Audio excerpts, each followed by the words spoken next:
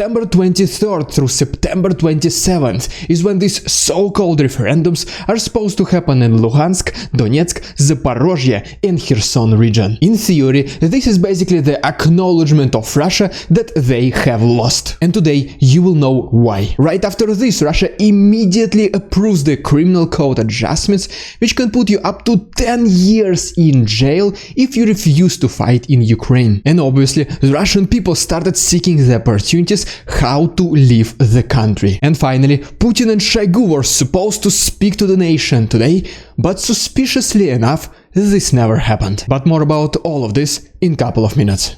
What's up, investors? It's the Russian dude. And let's go straight to the point and talk about these so-called referendums. First of all, these were Luhansk and Donetsk regions, which announced that these referendums are set to happen on September 23rd through September 27th. And this happened only one day later, after Russian collaborators in this region said that they have to make these referendums as soon as possible. And then just a couple of hours later, Russian infiltrators in Zaporozhye and Kherson regions announced that they will have these referendums as well. Russian propaganda even presented us with these fake polls, which basically asked the Ukrainians living on these territories whether they want to become Russians. And according to the results of this poll, 94% of Donetsk region, 93% of Luhansk region, 87% of Zaporozhye region and 80% of Kherson region residents, they want to become a part of Russia.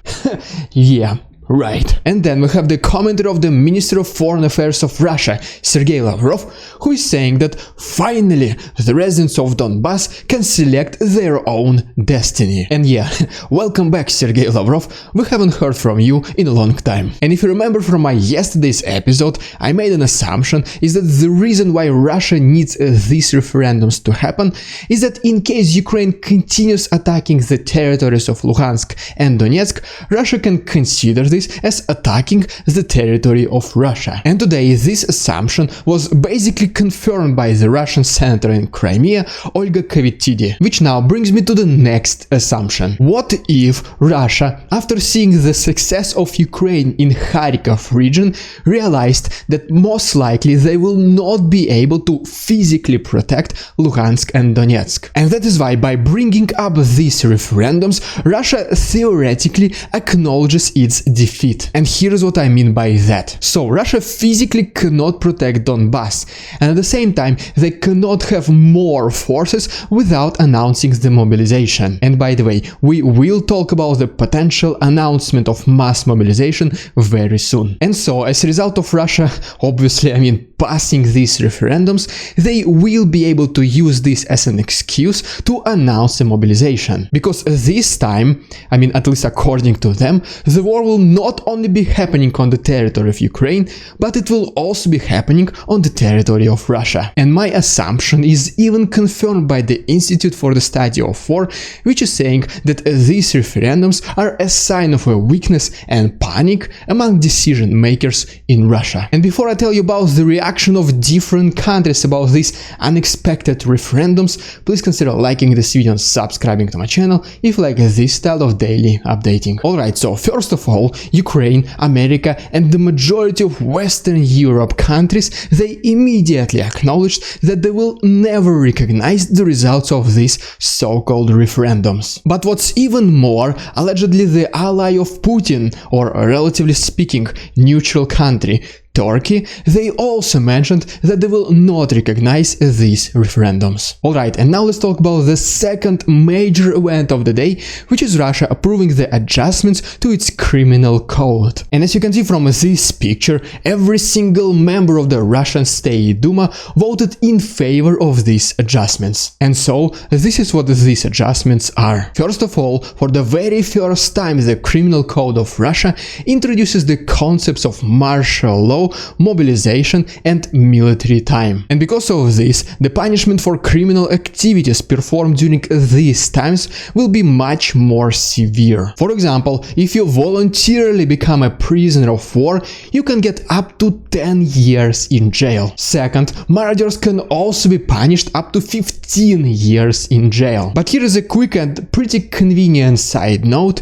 if marauder did this in order to survive, then it is not as severe. But okay, if you desert from the army, this is also punishable up to 10 years in jail. And finally, if you refuse to follow an order from your commander, guess what? Also up to 10 years in jail. But what makes it sad and funny at the same time is that if you remember, Russia started actively recruiting prisoners recently, which basically means even if you are able to avoid the army and then you'll be later sent to jail, they still technically can recruit you to the army. But in this case, you have absolutely no choice to refuse. And before I talk about the reaction of Russians to these criminal code adjustments, here is a quick word from the sponsor of today's video, me. Even though, as you can see, today is a special episode and I'm not showing any footage, I do have several photos and videos. And if you want to see it, including the first-person view of Ukraine's counteroffensive, please consider checking my Patreon. All the proceeds will be donated to Ukraine, and you can find all the useful links down below. Alright, and here is how Russians reacted to these adjustments. First of all, it can be characterized as the following. What do you mean? I thought this was just a special military operation. What is this? Is it now war? Does this mean that I will have to go to Ukraine now? Don't we have enough soldiers? Why do we need a mobilization? Or even something like this. Come on, Russia! Time to get serious! Let's end this war! Alright, here's your summon to the military. Wait a minute! Does this mean I have to go? But okay, in addition to that, the Google Trends about how to leave Russia also skyrocketed. So as you can see, it doesn't feel real and it's all fun and games all the way until you are personally involved. Alright, and now let's talk about the third and probably the main part of the video. After everything that has been mentioned, the president of Russia, Vladimir Putin, was supposed to speak to the nation today. In the very beginning, the majority of people assumed that he will be simply talking about these referendums. But then it was also announced that right after him, the Minister of Defense of Russia, Sergei Shoigu, was also supposed to talk to the nation. And this is when things became very serious. People started asking the questions, such as, for example, will the actual war be declared? Or whether the full-scale mobilization in Russia will be announced? Or even whether the Putin acknowledges the end of this special military operation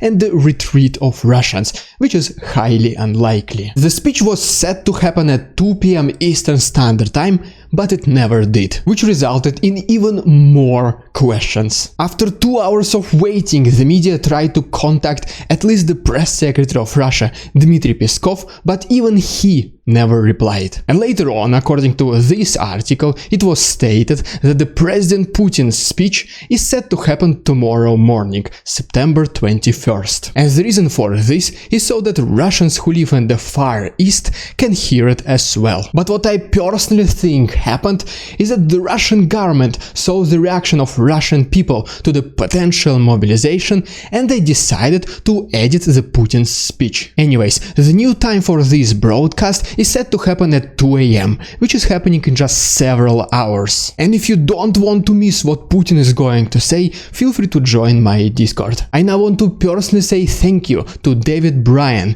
John T, Peter D, and Red Belly Black Production and Media for becoming my most recent channel members. And if you want to see me trying my best not to butcher your name, please consider becoming my channel member as well. Thank you so much for your attention, follow me on Instagram, stay safe, and see you tomorrow.